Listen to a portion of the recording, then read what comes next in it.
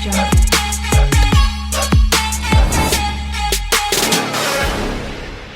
नमस्ते India, I am Riya Verma from Solvi Construction. तो हमारा जो हाउस कंस्ट्रक्शन से रिलेटेड ये दूसरा वीडियो है, ये सेकंड स्टेप है ये डिसाइड करने के बाद कि हमारा बिल्डिंग लोड स्ट्रक्चर है या फ्रेम स्ट्रक्चर है। आप किसी आर्किटेक्ट के पास जाते हो डिज़ाइन करवाने, तो कुछ प्रिंसिपल है, कुछ सिद्धांत है डिज़ाइनिंग का, वो आपको अपने प्लान में चेक करना है। और अगर आप आर्किटेक्ट हो, आप डिज़ाइन करते हो, तो ये जो सिद्धांत इस वीडियो में आने वाला है, आप भी अपने प्लानिंग में वो सिद्धांत को यूज़ करके प्लान करो, क्योंकि आप जिनका भी घर बना रहे हो, डिज़ाइन करवा रहे हो, उनका वो सपनों का घर है और सपनों का घर बार बार नहीं बनता। तो ये सिद्धांत आप भी अब डिज़ाइनिंग में करो। और अगर आप ओनर हो तो आप भी ये सिद्धांत जो है, प्रिंसिपल है, वो चेक करो कि क्या आर्किटेक्ट आपका प्लानिंग में वो सिद्धांत को ऐड किया है या नहीं। तो सबसे पहला जो हमारा प्रिंसिपल है वो एस्पेक्ट का। अगर आपके प्लॉट के आसपास कोई प्रीमियम लोकेशन है, जैसे कि वादी हो गया या फिर कोई सीनरी है या फिर नेचुरली कुछ अच्छा है, आपको क्या करना है, आपको वो नेचुरली जितना भी चीज़ सीनरी वगैरह है उसका बेनिफिट आपको अपने घर के अंदर लाना है। नेचुरल लाइट को लाना है, फ्रेश हवा को लाना है, फ्रेशनेस को लाना है, और वो सीनरी का लुक का बेनिफिट जो है वो आप अपने प्लानिंग से प्लॉट में कैसे अपने घर पे ला सकते हो। तो ये एस्पेक्ट आपके प्लान में होना चाहिए कि कोई सीनरी है तो वहाँ हम ज़्यादा ओपनिंग छोड़ दें, फ्रेम स्ट्रक्चर अगर बना रहे हैं तो ज़्यादा ओपनिंग छोड़ दें और वहाँ स्लाइडर डोर लगा दे और बालकनी एक बना दे। तो उससे क्या होगा कि जो सुबह मॉर्निंग में हम लोग उठेंगे ना फ्रेशनेस के साथ, स्लाइडर डोर के स्लाइड करके जो सनराइज़ देखेंगे तो वो एक बहुत अच्छा लुक आएगा और बहुत हमारे बॉडी के लिए भी बहुत अच्छा है। तो आप नेचुरली जो चीज़ है वो एस्पेक्ट को अपने घर पे लाओ। तो ये हमारा पहला सिद्धांत है। दूसरा है प्रोस्पेक्ट का। प्रोस्पेक्ट में जो भी आप विंडो डोर ये सब देते हो तो आपको फ्रंट से देना है कि मेरा बिल्डिंग का जो प्रोस्पेक्टिव है, फ्रंट या फिर लेफ्ट साइड राइट साइड जो भी है, जितना भी फेस आपका एक बाहर से दिख रहा है, तो वो सरफेस में जो आप ग्रिल डिज़ाइन करते हो, वो ग्रिल का जो है रेलिंग वगैरह ग्रिल हो गया वो अच्छे से होना चाहिए और सारे में बालकनी एक एक होना चाहिए। तो वो सब क्या है, एक अच्छा प्रोस्पेक्टिव बनता है आपके बिल्डिंग का। तो पहला सिद्धांत एस्पेक्ट का, वो आपको ज़रूर चेक करना है। दूसरा हमारा प्रोस्पेक्ट का सिद्धांत हो गया, वो भी आपको चेक करना है। ये सब बाहरी चीज़ है। अब इंटरनल का हम बात करें तो तीसरा प्रिंसिपल आपका होता है प्राइवेसी। तो प्राइवेसी मतलब आप कैसे चेक करोगे कि आपके प्लान में प्राइवेसी है या नहीं है।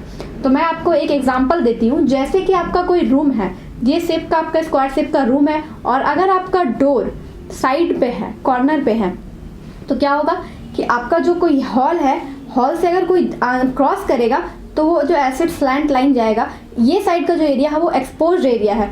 कोई भी क्रॉस करेगा तो वो एरिया उसको दिखेगा कि यहाँ पे क्या हो रहा है। लेकिन जो आपका आधा जो क्रॉस के बाद का एरिया है वो एरिया ऑफ प्राइवेसी है। वहाँ पे आपका बेड लगा रहेगा, तो बेडरूम का जो बेड का सरफेस है वो आपका एक्सपोज्ड एरिया नहीं रहेगा। तो ये प्राइवेसी आपके भी बेडरूम में, हॉल में, किचन में, डाइनिंग रूम में, ड्राइंग रूम में, सारा अलग अलग जो प्राइवेसी का क्राइटेरिया है वो आपके प्लान में होना चाहिए। और यही एग्जांपल को मैं बताती हूँ। जैसे कि सपोज करो आपका रूम है और कोई आर्किटेक्ट है जो आपका डोर बीच में दे दिया, बीच में या फिर साइड में ना देके कहीं पे भी दे दिया है डोर, तो उससे क्या होगा, हॉल्स जब भी आप क्रॉस करोगे तो आपका स्लैंट लाइन 2 बनेगा। तो 2 बनेगा तो आपका जो मेजर एरिया है वो एक्सपोज्ड एरिया रहेगा, वो दिखेगा, जहाँ आपका बेड है वो सब दिखता रहेगा। और जो साइड का जो कॉर्नर 2 बच रहा है वो आपका प्राइवेसी रहेगा। तो वहाँ पे एक छोटा टेबल से ज़्यादा कुछ आएगा नहीं, बेड वगैरह आएगा नहीं, तो सारा एरिया जो आपका बेडरूम का है वो एक्सपोज हो जाएगा। इसीलिए आपको ये प्राइवेसी अपने प्लान में ज़रूर से चेक करना है। और ये सिर्फ बेडरूम का नहीं है, जैसे कि आप डाइनिंग रूम है, ड्राइंग रूम है, ड्राइंग रूम में गेस्ट वगैरह आके बैठे हुए हैं, तो अगर 2 बेडरूम में मतलब कोई घर की जो फीमेल है वो इस बेडरूम से उस बेडरूम क्रॉस कर रही है, तो वो चीज़ दिख रहा है कि नहीं दिख रहा है। तो ये सब सारा प्राइवेसी के अंदर आता है क्राइटेरिया। अगर आप प्राइवेसी के बारे में और जानना चाहते हैं तो नीचे कमेंट करें, हम प्राइवेसी से रिलेटेड और एक फुल डिटेल वाला वीडियो बनाएंगे। तो प्राइवेसी आपको ये जनरल टर्म में बता दी एग्जांपल के तौर पे। वैसे आप डोर से देख सकते हो लाइन ड्रॉ करके कि कौन सा एरिया एक्सपोज्ड है, कौन सा एरिया हिडन है। तो ऐसे आपको प्राइवेसी चेक करना है। तो हमारा जो चौथा सिद्धांत है वो है सर्कुलेशन का। आपको अपने प्लान में सर्कुलेशन भी देखना है कि हम जो भी फर्नीचर लगवाएंगे, फर्नीचर लगाने के बाद और जो भी मेरा वार्डरोब वगैरह जो भी डिज़ाइन होगा, उसके बाद जो मेरा फ्री एरिया है, जो फ्री सर्कुलेशन एरिया है वो कितना बच रहा है। क्या हम इजीली कोई सामान लेके मूव कर सकते हैं। सपोज़ कि किचन से अगर हम कुछ भी सामान ला रहे हैं डाइनिंग हॉल तक, डाइनिंग रूम तक, तो क्या है कि हम ला पाएंगे कि नहीं, फ्री सर्कुलेशन हो पाएगा कि नहीं, 2 लोग सही से क्रॉस कर पाएंगे कि नहीं। तो ये सब फ्री सर्कुलेशन होना बहुत ज़रूरी है, क्योंकि अगर आपको मटेरियल शिफ्ट करना है, सामान शिफ्ट करना है, कुछ भी अरेंजमेंट करना है, तो सर्कुलेशन एरिया अगर आपका रहेगा तो आप ही ईजिली कर पाओगे। सर्कुलेशन एरिया नहीं रहेगा तो बहुत कंजस्टेड सा आपको फील होगा। तो ये सब चीज़ आपको देखना है। उसके बाद 4th नंबर पे जो है हमारा प्रिंसिपल, वो हो जाता है रूमीनेस का। जो रूम आपका बना है, तो क्या वो रूम आपका रेशियो में है?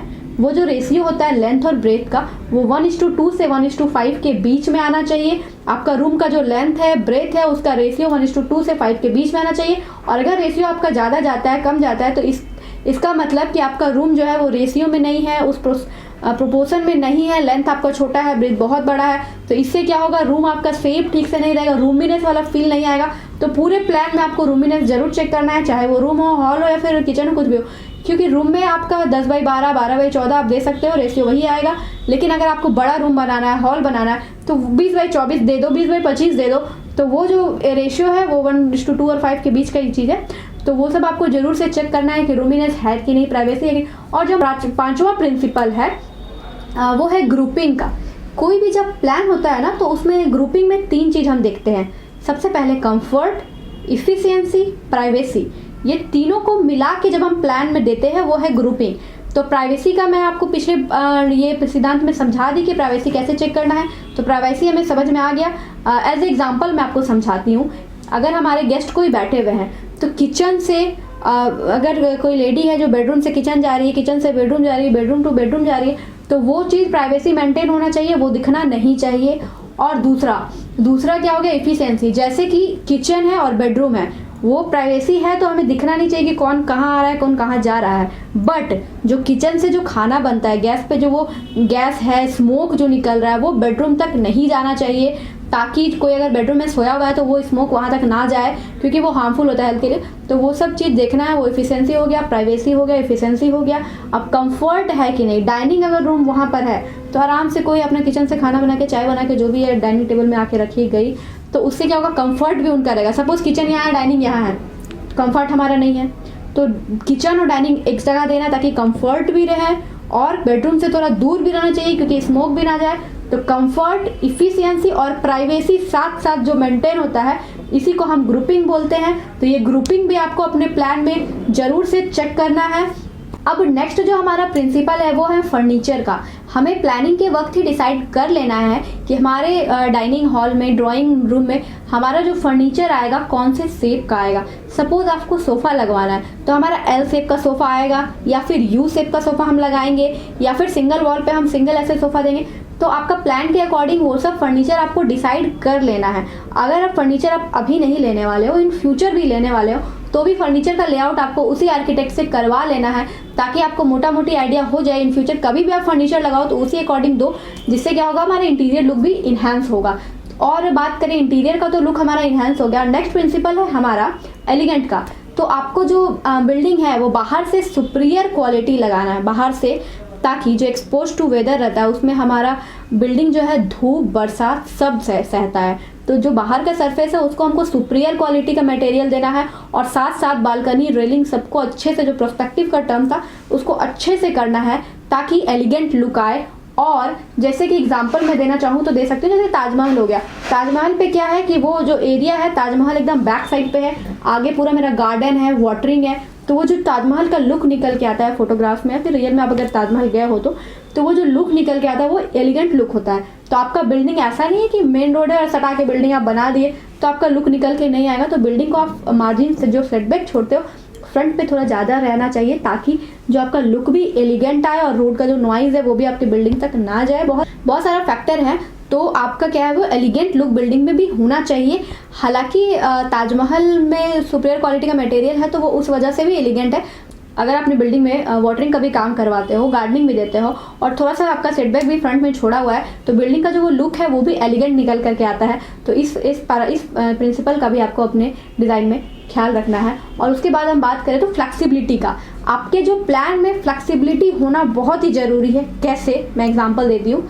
जैसे कि कोई आपका स्टडी रूम है, स्मॉल एरिया है, आप उसमें स्टडी का यूनिट बना दे, एक सिंगल बेड लगा हुआ है, स्टडी का आपका टेबल वगैरह लगा हुआ है, स्टडी का सेटअप किया हुआ है। तो आप 24 आवर्स तो स्टडी नहीं करते हो वहाँ, 2 घंटे 3 घंटे एक दिन में, या फिर कोई अगर ज़्यादा पढ़ता है 5-6 घंटा 8 घंटा जो भी पढ़ता है, तो आपका स्टडी रूम जो है, इन फ्यूचर कोई गेस्ट अगर आए तो उसको स्टडी रूम को आप गेस्ट रूम में ट्रांसफ़र कर सकते हो। जैसे आपका स्टडी का जो टेबल है वो सेटअप लगा हुआ है, लेकिन एक सिंगल बेड है, तो उसको आप एज ए गेस्ट रूम भी यूज़ कर सकते हैं, क्योंकि गेस्ट हमारे यहाँ रोज़ रोज़ नहीं आते।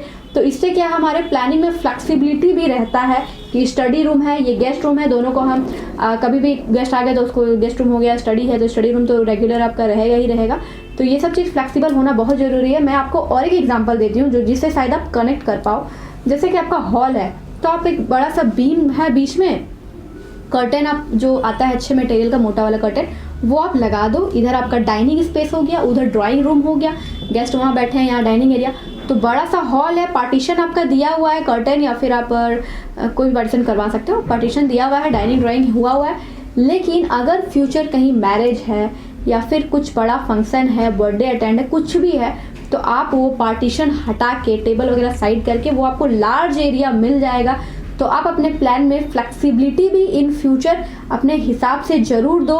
और अगर आपको डांस पसंद है या फिर आप बार यूनिट बनाना चाहते हो, तो सारा फ्लेक्सिबिलिटी होना बहुत ज़रूरी है, क्योंकि आप रेगुलर वहाँ डांस तो नहीं करने वाले जो डांस रूम है। तो फ्लेक्सिबिलिटी ज़रूर होना चाहिए कि अगर मेरा डांसिंग रूम है तो इन फ्यूचर हमको इसको स्टडी रूम या फिर कुछ में भी अगर करना पड़े तो यूज़ हम 2-3 उसमें रूम में कर सके। ऐसा नहीं है कि वो पड़ा हुआ है तो सिर्फ डांस ही होगा उसमें, ऐसा नहीं है। तो फ्लेक्सिबिलिटी भी आपको अपने प्लान में देखना बहुत ज़रूरी है। उसके बाद अगर हम बात करें तो इकोनॉमी का, जो कि सबसे बड़ा प्रिंसिपल है। इकोनॉमी टोटली डिसाइड होता है हमारे प्लानिंग से। अगर हम प्लानिंग ठीक से नहीं किए हैं, अगर एक भी वॉल हमारा प्लानिंग में एक्स्ट्रा है, तो उस वॉल के नीचे extra column, extra tie beam, उस वॉल के ऊपर हमारा एक्स्ट्रा बीम, तो मेरा जो कॉस्ट है 3 to 5% बिल्डिंग कॉस्ट में बढ़ जाता है। तो हमारा इकोनॉमिक का ख्याल अगर आपके प्लानिंग में ही नहीं है तो आपको फिर बाद में मनी प्रॉब्लम हो सकता है बिल्डिंग बनाने टाइम। इसीलिए प्लानिंग में हमको प्रॉपर देखना है कि कोई भी मेरा एक्स्ट्रा चीज़ ना जाए, क्योंकि अगर एक वॉल भी एक्स्ट्रा है ना तो आपको उसके पीछे कॉलम, बीम, टाई बीम, सारा कुछ, स्लैब सारा कुछ देना पड़ेगा, तो कॉस्ट आपका भाग जाएगा। तो आप इकोनॉमिक का ख्याल अपने बिल्डिंग में ज़रूर रखें। और एक चीज़ है जो फिजिकल पैरामीटर आपको देखना है कि जो भी बिल्डिंग आप बनवा रहे हो उसका लाइफ ऐसा, आप ऐसा मटेरियल दो, ऐसा नहीं कि उसका लाइफ जो है वो 20 ईयर तक ही हमको रखना, नहीं। बिल्डिंग का जो अच्छे से ध्यान दो कि प्लानिंग है और कंस्ट्रक्शन भी हो रहा है, तो बिल्डिंग हमारा मैक्सिमम जो लाइफ है वो 50 ईयर का होना चाहिए, ताकि बिल्डिंग हमारा 50 ईयर तक उसमें कोई रिपेयर का इशू ना हो। उसके बाद अगर रिपेयर का इशू आता है तो वो बाद में रिपेयर हो सकता है। तो अगर आप आर्किटेक्ट हो तो आप इस प्रिंसिपल का ख्याल रख के डिज़ाइन करो। और अगर आप ओनर हो तो ये सब चीज़ अपने प्लानिंग में ज़रूर देखो। और सॉल्वी की तरफ से हमारा एक स्पेशल प्रिंसिपल है जो कि आपको ज़रूर से ज़रूर अपने प्लानिंग में चेक करना है, वो है वेंटिलेशन का, क्रॉस वेंटिलेशन का।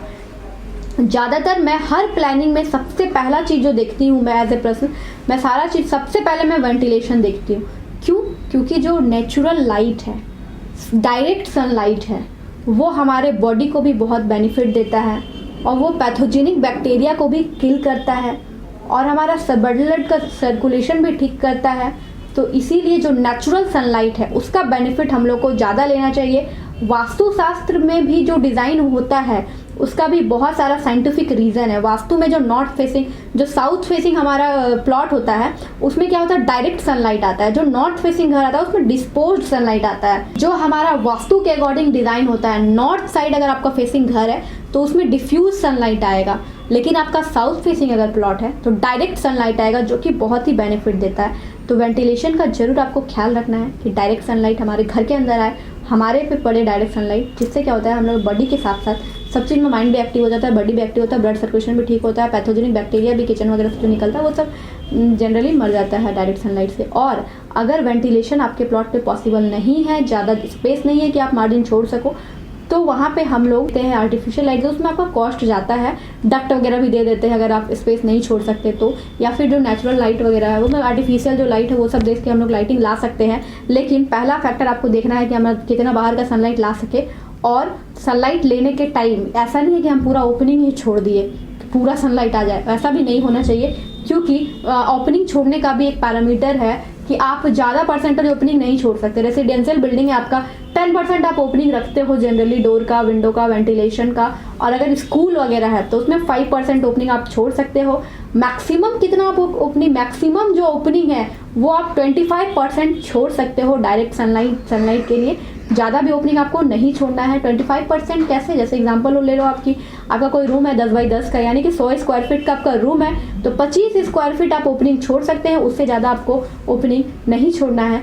तो आप जब भी डिज़ाइन कराओ ये सारे प्रिंसिपल को अपने प्लानिंग से देख के एक बार ज़रूर समझो कि ये जितने भी एस्पेक्ट, प्रोस्पेक्ट, रूमिनेस और प्राइवेसी, ग्रुपिंग, सर्कुलेशन, फर्नीचर, ये सब सारी चीज़ मेरे प्लानिंग में है या नहीं, तभी आप डिज़ाइन करवाओ। और अगर आप हम लोग से कनेक्ट करके डिज़ाइन करना चाहते हो तो डिस्प्ले में जो नंबर ब्लिंक हो रहा है आप उस पर कॉल करके डिज़ाइन कभी भी करा सकते हो फ्री। अगर आप हमारे ऑफिस में आना चाहते हो तो आके विजिट कर सकते हो, जो कि है Yamuna complex, office number 4, next to Bajaj Allianz, opposite to Sudha dairy, check post, Bokaro, steel city. तो गाइस बने रहिए हमारे साथ to build your dream. Do like, share, subscribe and ring the bell icon. Bye bye.